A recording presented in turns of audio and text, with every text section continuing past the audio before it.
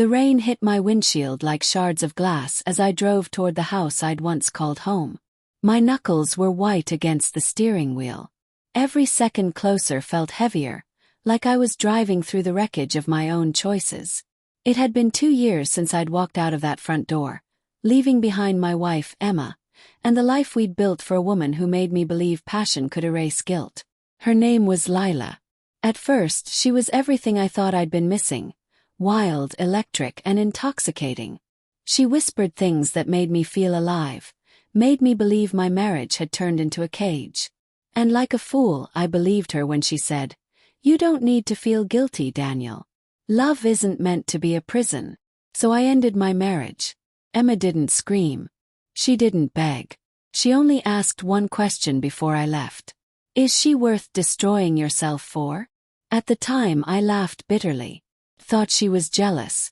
Thought I'd won. But tonight as I parked outside her house, our old house, the laughter had long died inside me. Because Lila was gone.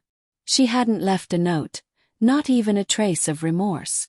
Just a message on my phone that read, "You chose me for freedom. Now live with it." Freedom. The word tasted like poison now. The porch light was on. That familiar soft glow made my chest ache.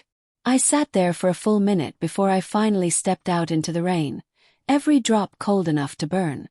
When Emma opened the door, the world seemed to stop. She looked calm. Calm. Her hair was tied up, her eyes steady. There was no hatred there, no resentment. Just something deeper, distance. "Daniel," she said softly, like my name was just another word she'd learned to forget. "Emma, I needed to talk to you," I stammered. She studied me for a long moment. "You look like you haven't slept in days." "I haven't." "Lila." The name hit me like a slap. "She's gone." Emma didn't flinch. "Of course she is." Her voice was matter-of-fact, not cruel. She turned, letting me step inside. The scent of cinnamon filled the air, warm and familiar. A candle burned on the table, casting shadows over framed pictures that still hung on the wall. Our wedding day, a beach trip, laughter frozen in time. I stared at those photos like I was looking at ghosts. "Why did you come back, Daniel?" she asked, her back still turned. "I don't know," I whispered. "Maybe I needed to see what I'd thrown away." She finally turned, her eyes shimmering in the candlelight. "You didn't throw it away, Daniel. You burned it." Silence filled the room. I wanted to apologize, to beg, but the words choked me. "I made a mistake," I said finally. "I thought she was something different." "She was," Emma replied. "She was the woman you risked everything for. And she taught you what betrayal really feels like." Her tone wasn't mocking, it was almost sad. I stepped closer, desperate. "I'm not asking for forgiveness.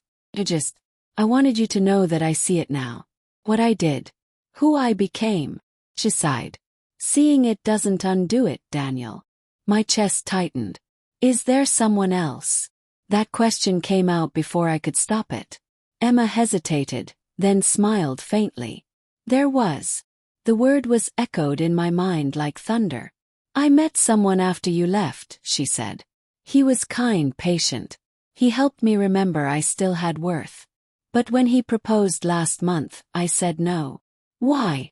"Because I realized something." She looked straight into my eyes. "You never really left this house, Daniel. You haunted it. Every corner, every memory, your ghost lived here.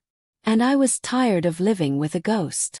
Her words cut deeper than any insult could have. I felt my knees go weak. "Emma, please. I just need a chance to make things right." "You had your chance," she said quietly. "You used it to protect your affair." Lightning flashed outside, illuminating her face. There was no hatred, just finality. I looked around the house, noticing the changes. The walls were painted a lighter color, the photos rearranged.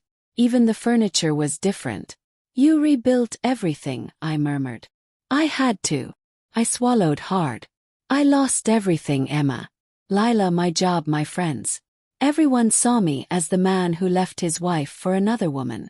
And now, I have no one." She looked down, her voice soft but unyielding. That's not karma, Daniel. That's consequence. I felt something inside me crumble. For a long moment I just stood there, listening to the rain, to the sound of my own breathing. Finally she said, "You should go. Emma. Please," she whispered. "Don't make this harder. I've learned to live again, Daniel. Don't take that from me." Her words were the final blow. I nodded, stepping back, the scent of cinnamon fading with each step toward the door. When I reached the threshold, I turned to look at her one last time. She was standing by the table, her arms folded, watching me with eyes that once held love but now held something stronger, peace. "I hope you find yourself, Daniel," she said softly. "Because the man I married, he's long gone." The door closed quietly behind me. I stood in the rain, the cold soaking through my clothes, my heart heavy with the weight of everything I'd destroyed. And that's when I saw it. Through the window, a figure stepped into the living room. A man, tall, confident, wrapping his arm gently around Emma's shoulders. She leaned into him effortlessly, her expression serene. She had lied. There was someone else. But in that moment I didn't feel anger, only a hollow ache.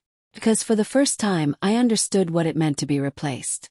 Karma hadn't struck through Lila's betrayal. It struck here, in the sight of the woman I'd broken, finding happiness in someone else's arms. The rain poured harder, blurring everything, but I didn't move. I just stood there, watching through the glass, realizing too late that the love I once took for granted had finally, truly moved on. And this time it wasn't waiting for me to come back.